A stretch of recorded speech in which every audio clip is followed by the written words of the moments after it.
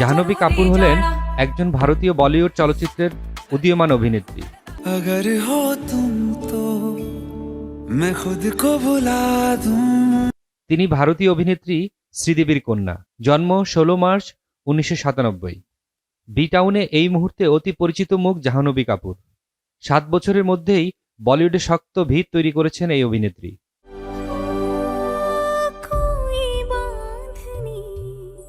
ধড়ক ছবি থেকে অভিনয়ের সফর শুরু জাহ্নবীর।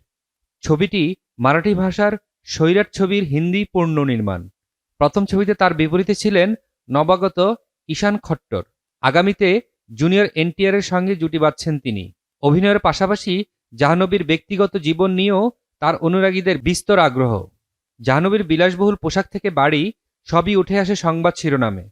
কিন্তু বর্তমানে অভিনেত্রী ঠিক কত সম্পত্তির অধিকারী?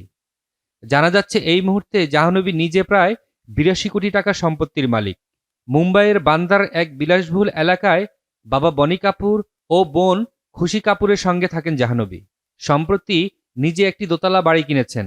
জাহ্নবীর এই দোতলা বাড়িতে রয়েছে ব্যক্তিগত সুইমিং পুল, রান্নাঘরও রয়েছে বিশেষ চমক। বাড়ির বাইরে রয়েছে বিরাট বাগান। তবে এখানেই শেষ নয়।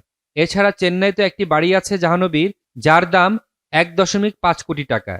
এই বাড়িটি কিনেছিলেন জাহ্নবীর মা অভিনেত্রী শ্রীদেবী।